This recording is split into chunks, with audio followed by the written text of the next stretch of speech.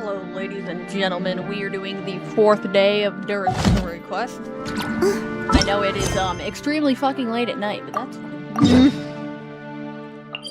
I was gonna do this. Well, I wasn't, and then I decided, you know what, screw it. We're almost done, we'll tough it out. And that's where we are now.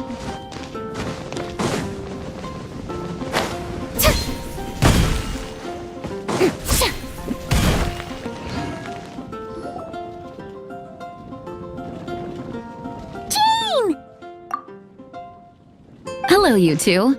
I'm glad you got my letter. Durin's awake and waiting on the bench over there. I'm here if you need help. Just give me a shout. Don't worry about us. We'll be fine. Yes, but is my son okay? Oh, hey, you two. I just remembered what happened right before I passed out. Thanks for holding me back. I shudder to think what might have happened if you hadn't. You're okay, son. I'm fine now. It's just... a lot of people seem to have forgotten me. Don't worry. We'll figure out a way to fix this. Why don't you start by telling us what happened? It felt so strange. After I realized no one recognized me anymore, I suddenly felt like I'd completely lost contact with my body. Abyssal power lies sealed within this body I inhabit. So when I lost my connection to it, I lost control of that power too. It wasn't until I heard everyone calling my name that I was able to reconnect with my body. You lost contact with your body? Does that mean there's something wrong with it? Sounds like we need Albedo more than ever. I don't think the problem lies in Albedo's alchemy. Huh. But then, why are people forgetting you? Guess that's what we need to figure out. That means we need Alice for sure. But it's been ages and she still hasn't been in contact. Now would be a really good time for a hint. How could the story's budding branches even hope to reach beyond the towering walls? Leaving the castle, the witch went off in search of the tallest, grandest tree in the whole world. High up in the canopy of that tree, she sought a resting place, a refuge where the little sapling might take root. Go to that place, for it was there that the sapling felt its first breath of wind. Huh? Was that another clue? Does that mean the story isn't over yet? Leaving the castle. It just occurred to me. If this story is all about my own experiences, then wouldn't what happened after I left Simulanka be part of it too? But how could she possibly know exactly what would happen? And even if she did, how could we know when the story was complete? Yeah. Since we can't reach Alice right now, we'll just have to get to the bottom of this ourselves. But first, we gotta figure out where this riddle wants us to go. The tallest, grandest tree in the whole wide world. Huh. The only place that ever gave me that feeling was the one I ended up in right after leaving Simulanka. They had great coffee there too, and so many books you'd never run out of things to read. Think about it. Our search in Mondstadt began in a library, right?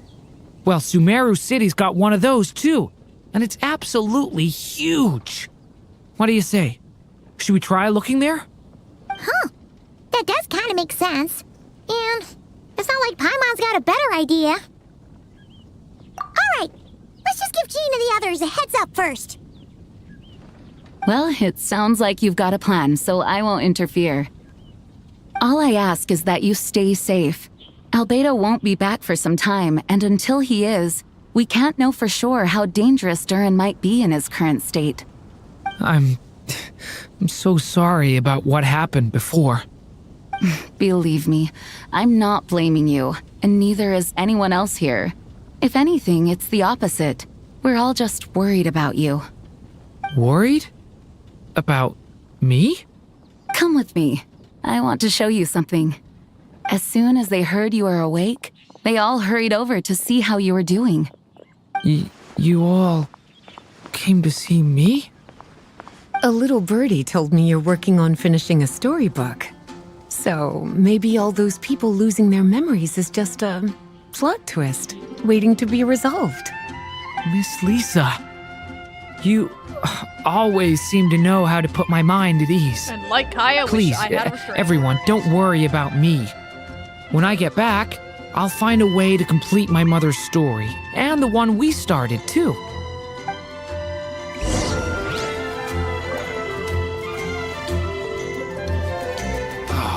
Where am I going to get them more?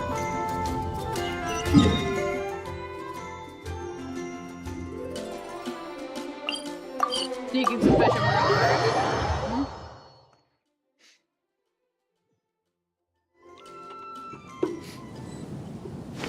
I don't actually remember how to get to this. Light it up! But there's nothing against motorcycles in Sumeru, because I'm definitely not abiding by the road laws.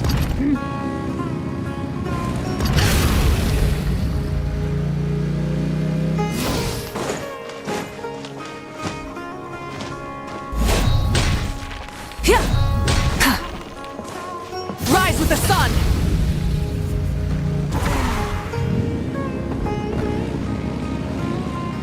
I feel like there's normally an easier way to get in there, and I didn't take it.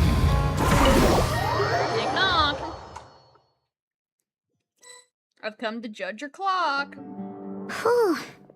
After the library hunt in Mondstadt, it's not as if Paimon was expecting this to be easy. But this... Yeah... This is something else. Where do we even begin? Even the clue this time seemed kind of cryptic.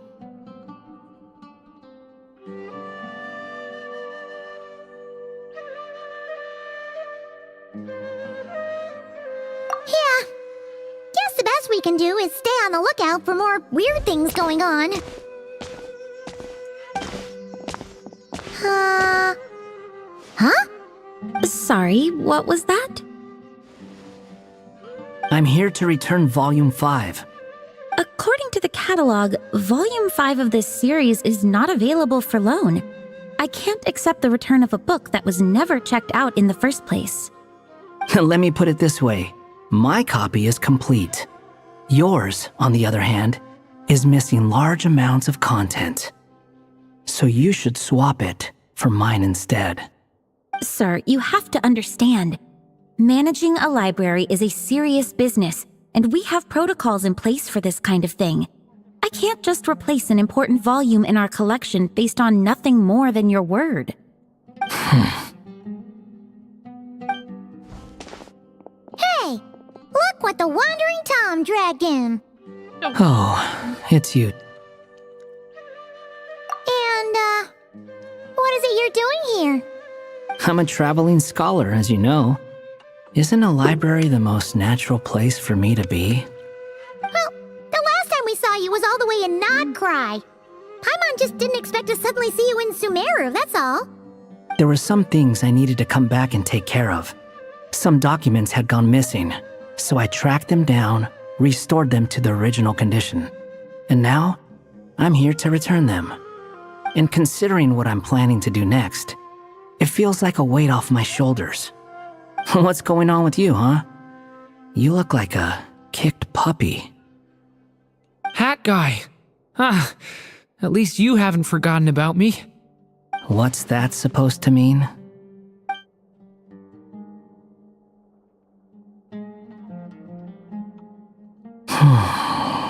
So it's been getting worse. Sounds like you know something we don't.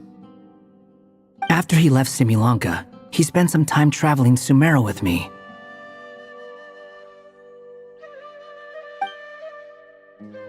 I was working on several texts at the time, and I stumbled upon something strange. Anytime Durin of Simulanka was mentioned, before long, the record would disappear. Which means all the remaining records on Durin are about the evil dragon that fell on Dragonspine. How did you even discover that? If I remember correctly, Hat Guy loved the time he spent in Simulanka so much that he started writing a travel log. That's besides the point. The fact is, you're not affected by the ley lines of this world. I'm sure you can grasp the implications of what that means. His case is different from mine. It's more like the world itself refuses to accept his existence. It started with a few written records, but now it sounds like it's spread to people who never met him or didn't know him well.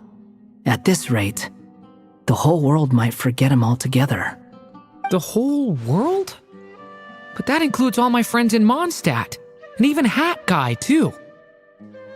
So that's what you've been worried about all this time? Why didn't you just tell me? There are more important questions right now, like figuring out how to fix this.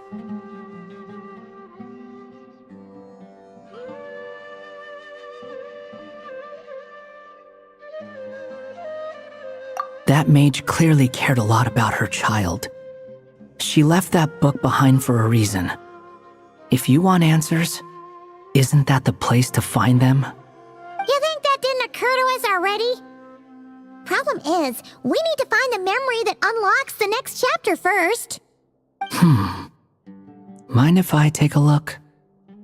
I just want to know what secrets this book is hiding. Besides, I've run into a bit of red tape, so I've got time. Of course. Be my guest.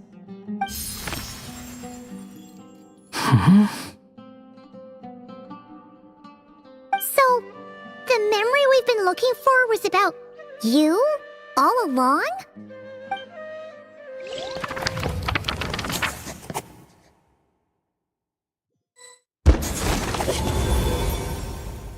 The little dragon became companions with a stray cat with dark blue fur.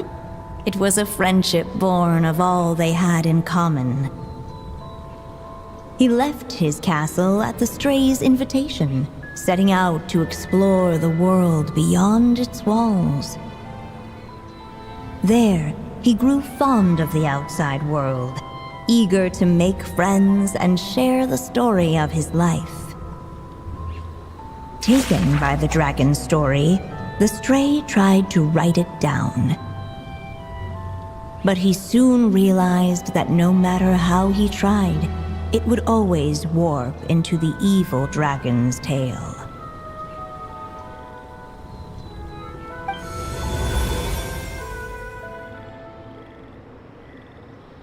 So, this is the world where this chapter takes place? Looks like we're at the top of some kind of gigantic tree. This one must be about what happened to me when I first arrived in Tevat. No wonder the memory that unlocked it was about Hat Guy. Most of my memories from that period were. Hold on. Anyone want to explain how I ended up looking like this? Come on. Maybe you've become a character in the story too. You see me as a stray cat? A wandering Tom, to be exact. You should count yourself lucky. Of all Durin's friends, your character is by far the most memorable. Maybe it's because I've known Hat Guy for longer, so my impression of him is more vivid than the others. Vivid? Then how come you haven't changed one bit? Guess that means the impression the Traveler left was so vivid, it didn't need changing. Also because we violate the laws of this world. Hello, everyone! Ready for today's adventure? It's the storybook, Durin. Oh. So you're not playing yourself in this one? Nope. Does that mean the two of you have even more memorable roles to play? Where are we going today, kitty cat? Whatever. Just follow me. Same as always. Okie dokie! Can we chat along the way? If you have something to say, just say it. Was that seriously how the two of you communicated when you first got here? Probably. Yep. Anyway, how do we get ourselves out of here? Usually, the narrator gives hints to help us figure out what to do. Speaking of which, about time we got some of those, don't you think? The story's vines had woven themselves together into a giant tree, the boughs of which a little storyless dragon now paced, homeless among its leaves. He had to find a way to leave this place and set off in search of a home of his own. If he stayed, the world would erase him from its memory altogether. To leave this place. But where am I supposed to go? The little dragon felt completely lost. Just like the vines, the road ahead branched off into different directions, twisting and turning before disappearing into the mist.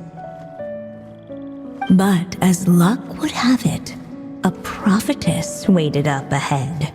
Perhaps she might know where each path might take him. His mom's just over here. Madame, I can't reach you. Oh, you must be the little lost dragon. It's true. My friends and I are lost. This meeting was no accident. The prophetess was in fact the seer witch, here to present her promised gift. The seer witch? Oh yeah! That's Mona's teacher, right? The old hag? Insolent child. I am the seer witch, your prophetess, not some old hag. Sorry! Now, little lost dragon, I have come to bestow the gift I once promised. A prophecy. A prophecy? Hear me now, for my prophecy is this. One day, the dragon from beyond the castle shall be reborn, and none may avert its coming. The wind took the prophecy and swept it off into the distance. And so, the little dragon was shown a path to wander. As far as I remember, once that alchemist from Mondstadt learned about the prophecy, he chose to stand with you against the evil dragon. So, what does any of this have to do with you being forgotten? Oh, wise witch of prophecy! Could we trouble you with another question? As enigmatic as she was elegant, the seer witch spoke no more, for her thoughts had long since returned to the starry firmament above. Just when we actually needed her. The seer witch was my mother's friend, so the prophecy she just gave should turn out to be helpful. Well, it's not like we've got better options. But if all we need to do is leave this place, which path should we take? Why don't we take a look around?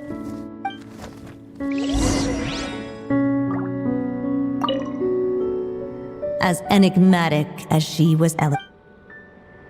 I didn't think I'd repeat it, but I don't know what I expected.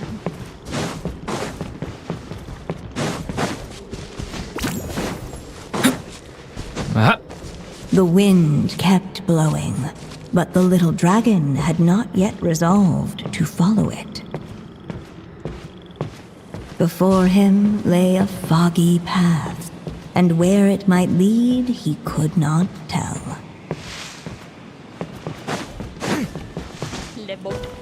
Hey! If we go this way, we'll be heading back to Mondstadt just like we planned. Out of all the options so far, this seems like the safest, right? At least we know what happens next. He helps stop the evil dragon from returning, gets a new body, makes a whole bunch of friends, who all just forget about him. But You didn't forget, Hat Guy. I'm just saying, choosing this path wouldn't solve the main problem. You'd still end up being forgotten. Huh. I'm not against choosing this path. I just wonder what secrets it might be hiding. Let me think about it. Finish, not good. I saw it be for a boat. Boat. Hold on! That looks familiar! Yep, that's the Durin, all right. But what's it doing here? Beside the story's branches, there appeared an origami boat from another tale. Judging from the narrator's reaction, it probably wasn't meant to be part of this chapter. This was the exact boat that Hat Guy and I rode when we set off to explore Teyvat. Wow! So we can actually ride it? Of course, and it can even fly. Back in Simulanka, me and my friends used to be able to hop on and get almost anywhere in no time. Whenever I'm lost in Teyvat, I can't help thinking about it. Imagine how great it would be if they had something like this there, too. So did the little dragon become enraptured by this fantasy. And fantasy it was, for in the world beyond the castle, no paper boat had ever flown before. Oh, yeah. How could a paper boat even fly? Way to kill the mood, narrator! Narrator, fuck you.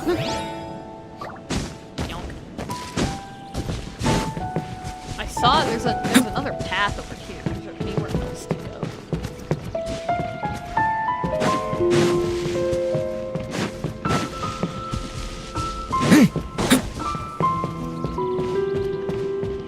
I still think you should keep going, little dragon. If you leave the castle, you can accomplish something amazing and make a bunch of friends along the way. Really? Then let's go!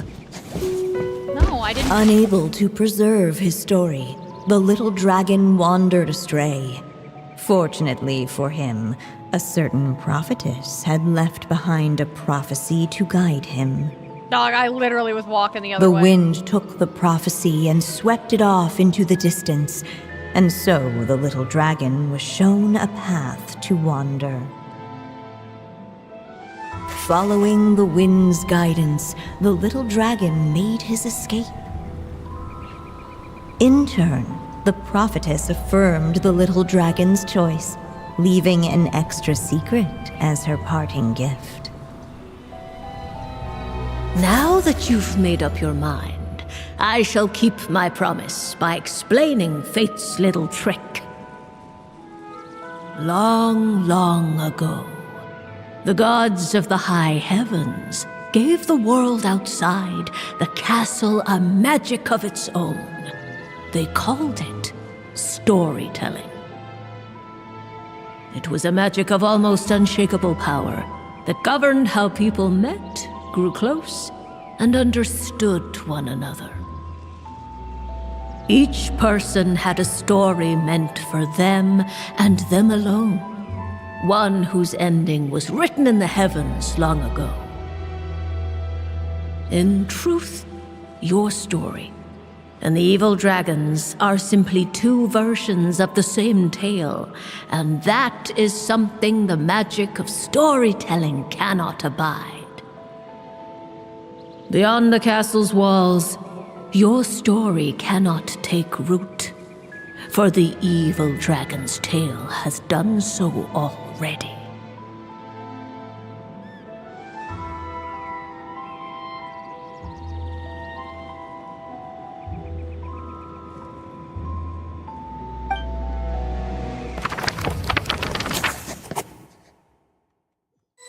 I literally was gonna go look at the other path. Fuck So, you. that was the secret? Huh. But, what does that mean? You still don't get it? Simulanka Durin and Teyvat Durin share a special kind of connection. Their fates are mirror images of one another. While they were in two separate worlds, there may have been some mutual influence, but their fates were independent. But when Durin came to Tavat, a version of his fate already existed there. So, how can two fates exist at the same time? The answer is, they can't. The rules of this world don't allow it. You can't return a book you never checked out in the first place. So, what's Durin supposed to do? Those mages seem to have come up with quite the ingenious solution.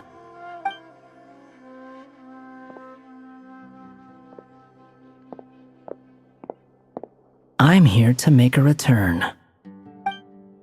As I said, there's no record of Volume 5 of this series ever being checked out. Then just think of this as Volume 6. Based on what I know, the author was planning on publishing another volume anyway. The catalog does have a slot reserved for Volume 6. So, this is it? Sure, let's go with that. All you need to know is, I'll be the one writing this series from now on. You...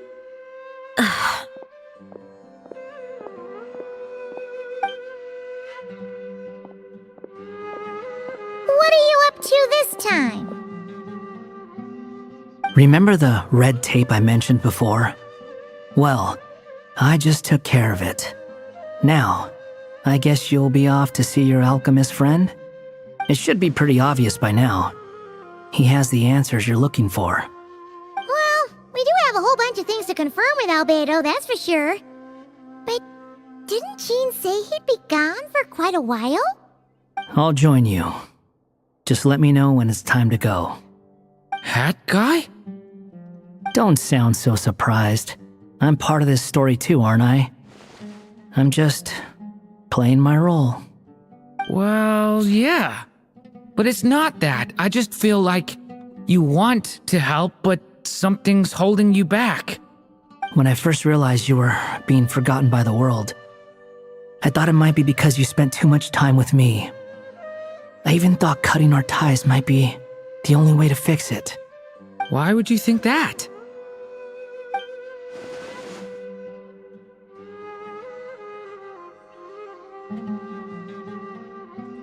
It doesn't matter now. Judging from the answer this book has given us, I was probably overthinking it.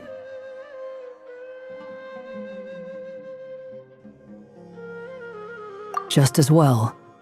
With the ley lines rejecting him like this, the people who still remember him are his only remaining connection to this place. If that last fragile tie was broken, who can say what devastation his unbound body might unleash? And to think I'm one of the people keeping you here, instrumental in helping change your fate. Can't say I saw it coming. Well, if it's good enough for Hat Guy, it's good enough for me. After all, he is about as odd as humans get. Excuse me? With some people, even if you try asking a simple question, they'll always give you a complicated answer. And the more you ask, the more complicated it gets. Truth is, Hat Guy's just that kind of guy. Whatever. All I needed was a yes or no, so we can quit it with all the back and forth.